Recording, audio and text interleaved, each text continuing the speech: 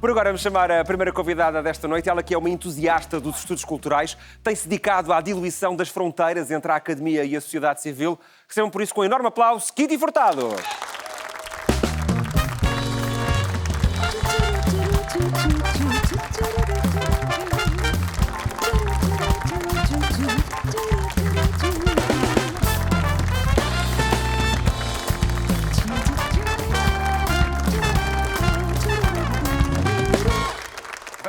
Bem-vinda ao Conversas ao Sul. É um gosto tê-la cá esta noite. Obrigada. E, sobretudo, partindo desta ideia de, quando a apresentava, desbater estas fronteiras entre o que é a academia, as universidades e a investigação científica da sociedade civil. Por vezes não é imediato esta ligação. E eu, contra mim, falo que também estou ligado à academia, de certa forma, mas por vezes é difícil encontrar aqui uma transposição daquilo que se passa dentro das paredes da universidade e da sociedade. E a cultura e os estudos sobre a cultura, esses são feitos junto da sociedade. O que é que falta para fazer este caminho mais rápido? Não sei, a verdade é que nós escrevemos muito para dentro da academia.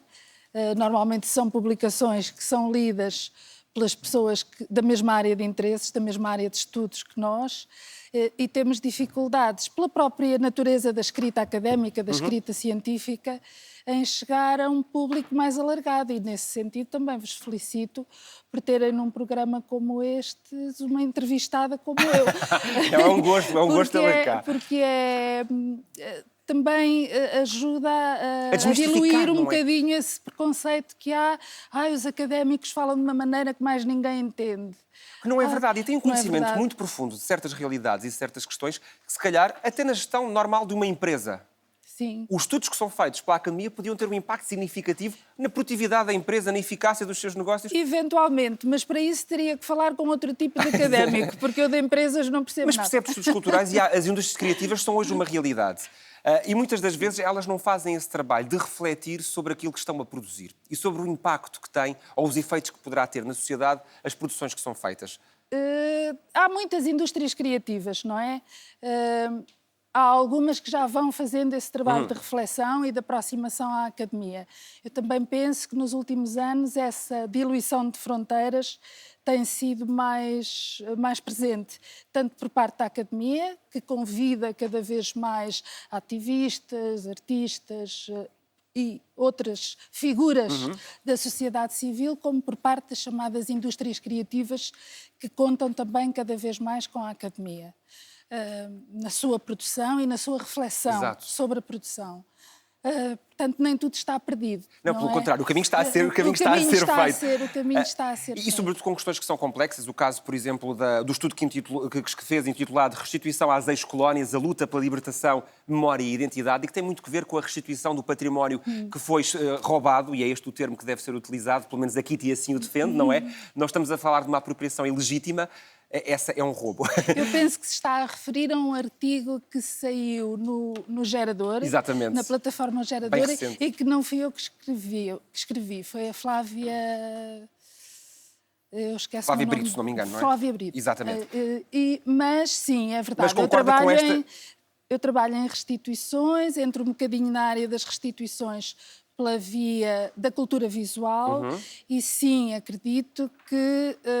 devemos inverter o ónus da prova, ou seja, todos os objetos presentes nos museus e nas instituições em Portugal, que são provenientes da África ou do Brasil, devemos partir do princípio que a sua aquisição foi ilegal.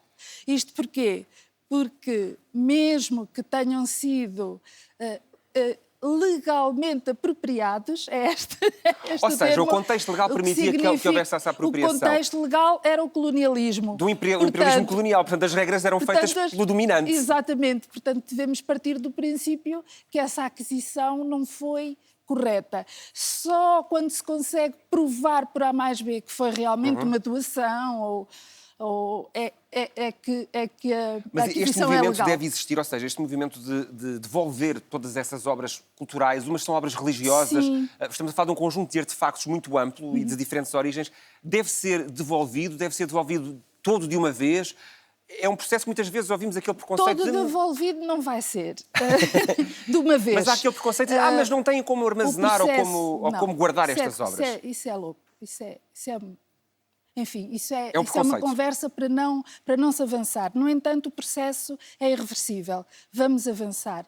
O nosso Ministro da Cultura, o Pedro Adão e Silva, disse anteontem que não podemos falar de restituições no vazio. É preciso inventariar todas as peças que existem e saber, lá está, fazer o tal estudo de proveniência. Como é que foram adquiridas. O que é extraordinário é que o PS, em 2020, votou contra a proposta da, na altura, deputada Joacine Catar Moreira, que propunha justamente fazer esse inventário. Já podia estar feito, não é? Ou seja, mas pronto, deixe-me só concluir. Diga, claro que sim. Se o fizermos agora, será possível, então, iniciar um processo de restituições. Já existe noutros países, até Já esse trabalho a existe, ser já feito. está em curso em muitos países na Europa. Nós temos agora mais uma pedrinha na engrenagem para acelerar este processo, que é o facto do rei do Bailundo ter dito na semana passada que vai pedir a restituição de algumas peças. Não é a primeira vez que Angola faz esta ameaça. Esperemos que desta vez seja consequente. Não é? É uma questão de devolver justiça também a um passado histórico que tem que nos envergonhar de certa forma. A história tem que ser vista à luz dos tempos Sim. em que é praticada, mas do qual não nos podemos orgulhar em absoluto, Sim. não é? Na sua totalidade. É uma questão de repor justiça. É uma questão de repor justiça e o que diz, a meu ver, está relacionado também com a forma como olhamos para estes objetos. Eles não são só objetos de prazer, não é? Ou objetos de arte. Eles são provas incontornáveis de crimes que foram cometidos contra a humanidade. Estamos a falar até de corpos humanos que estão longe das suas terras de origem. Exatamente. Portanto, se começarmos a olhar para estes objetos dessa maneira, então começamos a perceber que há muitas coisas a restaurar, não é? A reparar neste nosso passado comum, não é? E passa pela devolução de alguns objetos e passa por perceber que se estes objetos estão aqui, alguns continuarão aqui ainda durante bastante tempo, é porque os portugueses estiveram lá. E se os portugueses estiveram lá, todos os africanos e todos os brasileiros têm o direito de vir cá agora, não é?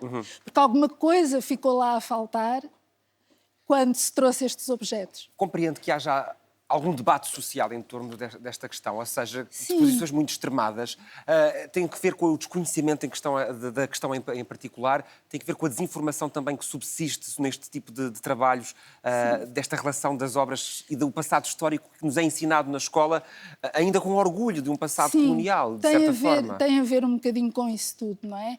E começa a desconstruir-se essa visão das coisas, a meu ver, com esta maneira de olhar para os objetos. É preciso perceber que o museu e a construção do museu moderno está diretamente relacionada com a escravatura e com a plantação. Ele é inventado para armazenar os produtos que eram retirados. trazidos. O museu, antes do colonialismo, não era a mesma coisa.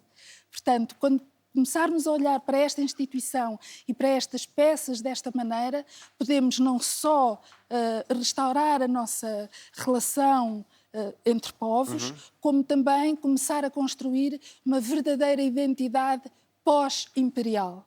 Exatamente, e de conciliação entre os povos e de um caminho futuro E na humanidade que tem que ser feito em conjunto e, portanto, há que estreitar estas relações entre os diferentes povos. Os desafios que temos pela frente são comuns e são muito fortes para que nos continuemos ainda a debater por questões destas. Pôr a cabeça na areia. Exatamente, a pôr a cabeça na areia, como diz a Kitty muito bem. Kitty, obrigado por ter estado nesta noite connosco. Foi um gosto tê-la cá e obrigado também pelos contributos importantes que cientificamente nos têm dado. Muito obrigado.